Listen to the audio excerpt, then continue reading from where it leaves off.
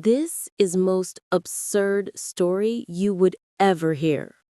About 6, 7 years ago, while I was still a mere student, a friend of mine broke up with his girlfriend in the most well-thought way I've ever seen with my own eyes, or rather, heard with my ears for the climax, but still. Also, do like and subscribe. It keeps us motivated. Thank you.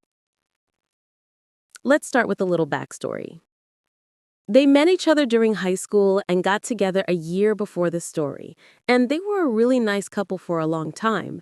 He, let's call him John, was the kind of guy who was fairly handsome, a good student, and on top of that, one of the nicest person in our class. She, Jane, I'm so inspired, was objectively beautiful, long brown hair, nice silhouette from horse riding almost her entire life. She even had her own horse that she got as a pony colt or fillies years ago.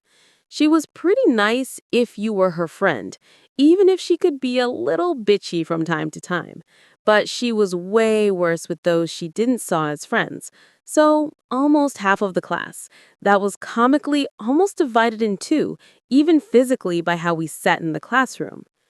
John's best friend, Jim, also fake, but let's keep the J string going, was also in our class, and he also had a crush on Jane during high school because she was hard to miss and pretty popular. But she chose John, and that was the end of it for him. He had girlfriends too after that. Everything was fine. But during our second year of BTS, French diploma after high school, Jane's behavior drifted more and more toward the naggy and not as pleasant side she rarely showed before, all the while becoming a little bit more flirty with guys, especially Jim, who she knew had a crush on her in high school. Not often and never when John could see, but she liked the attention you can get when you don't turn down guys who hit on you immediately, like at a nightclub, for example. It never got really far, and even if we told John she was less nice to be around than before, he still loved her, so it didn't bother him too much. But he did try to calm her a little bit after we talked about that. Then, during Christmas holidays that they each spent with their respective family like they did every year, Jane and Jim went to a party together, which wasn't that unusual since they were both amongst the frequent partygoers in our class, since they lived in the same town and it was hosted by a common friend from high school. John couldn't come because he was catching up with his cousins he didn't saw for months that evening. I don't have a lot of details, but Jane and Jim got hammered during that evening, and all the flirting ended up with her pulling him into a room where they fucked.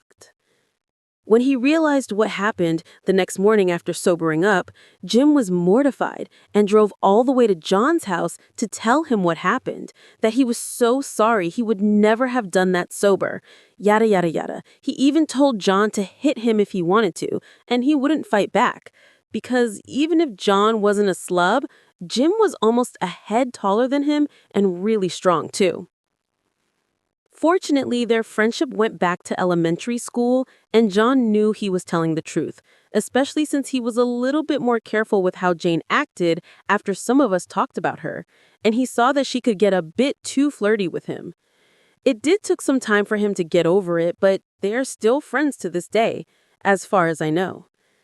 New Year's Eve was the next time he saw Jane, and he asked her about what happened at that party, but she freaked out and asked him how he could believe she would do something behind his back, and she wasn't a whore.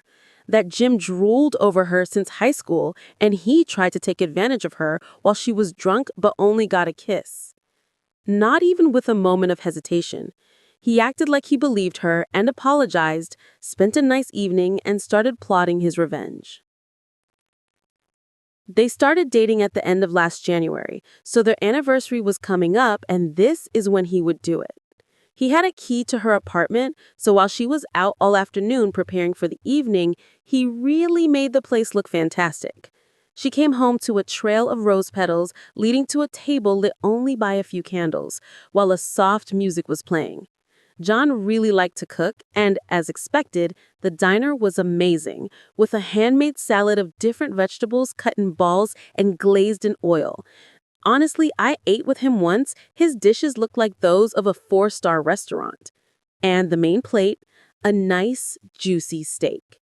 After a few bites, he asked her how it was, and when she told him she loved it, he said, "See, I told you you'd love Epona random horse name number 42, even in your plate." She wasn't a vegetarian, but she took the "I like horses as family, not as meals" sentence literally with her horse. She dropped her fork and became white as a ghost before springing to her feet, running for the bathroom while frantically screaming incoherent noises since she was already beginning to vomit the meat she just ate. Sadly for her, he had duct taped the lid of the toilet shut and put the braid Jane used to tie an opponent random horse named number 42's mane on the seat. She just broke down crying, curled up on the floor where the barf was slowly dripping from the seat, repeating, "Epona, you bastard! My poor Epona!" He calmly finished his horse steak, then picked up his things, told her he knew she cheated since the day after it happened, that they were breaking, and, oh, happy anniversary, then left. The meat was, of course, not her horse. He was angry at her, but he's not a psychopath, even if it was horse meat, which is pretty good, at least from my taste. But the braid was indeed the real thing, but hair grow back. It took her half a week to realize Epona was fine since she remained locked up in her apartment for days, when a friend called her to ask her why she wasn't there riding with them one afternoon. When Jane finally saw Epona alive, she laughed. First in disbelief, then in pure, bitter anger. She didn't cry this time. She didn't even scream. She just stood there in the cold, stable air, her hand resting on the horse's neck, whispering, "All right, John, you want to play games? Let's play." For a while, she disappeared from everyone's radar. She didn't go out, didn't party, didn't gossip. It was almost like she'd learned humility. But what she was really learning was patience. A few months later, she started seeing John again. Not romantically, just friendly. She bumped into him by accident at gatherings with old classmates.